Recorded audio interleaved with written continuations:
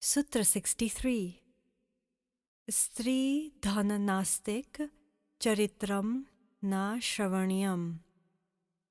Talks about women, sex, wealth, non-believers, and enemies are not to be heard.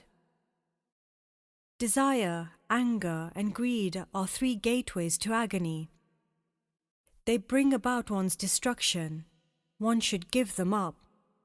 Bhagavad Gita 16.21. This Bhagavad Gita verse nicely elaborates on aphorism 63. But herein, Sage Narad will clarify the point he makes in this aphorism and the point he made in the preceding ones. Previously, Sage Narad asked devotees to be involved in worldly activities. But here, he advises what should not be enjoyed for the sake of worldly affairs. The first point is, talks about women or sex are not to be heard. Narad is not saying to avoid the association of women. He is asking devotees to stay away from the company of women associated with lust. Sage Narad is informing spiritual aspirants to steer clear of three things, namely lust, anger, and greed, mentioned in the Bhagavad Gita 16.21.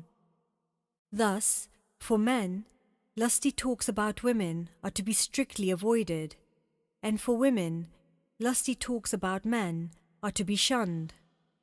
Avoiding women who are devotees is not possible, nor is it mentioned in this aphorism, even though many spiritual masters have commentated that this aphorism instructs devotees to cut contact with all women. From the beginning, the Narad Bhakti Sutra clearly states that devotion is for everyone. Therefore, it would make no sense for Narad to discriminate against women.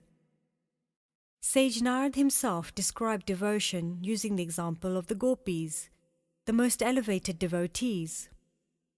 And there are countless examples of great inspirational women devotees who revolutionized devotion and paved the way for the rest of the spiritual world to follow. Women such as Mirabai, Shabri, Karmaitri Bai, Silpilai, Kunti, Devahuti, Vrinda, and so forth.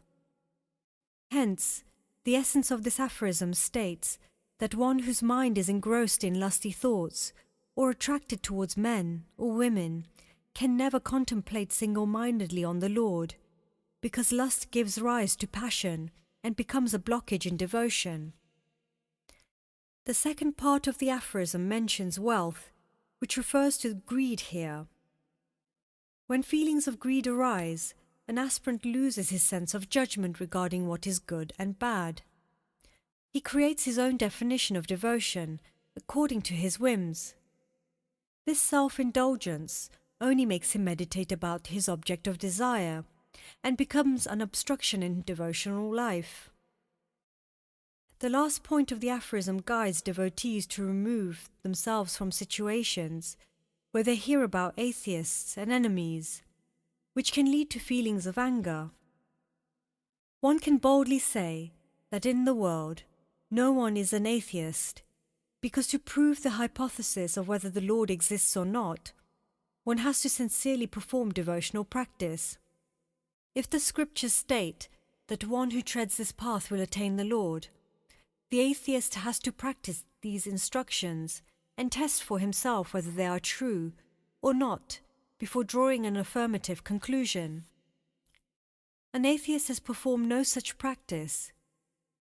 In this aphorism, an atheist is referred to as a nastic, which means incomplete in Sanskrit. A person who is incomplete, with no yearning to find the means to complete himself, will only speak about subject matter that is not whole. Atheists will only speak negatively about spirituality, the Lord, the spiritual master, and the rituals described in the scriptures. Of the two senses, sound has a deeper impact on a person than sight. The heart is a house of the soul, as well as a supreme soul.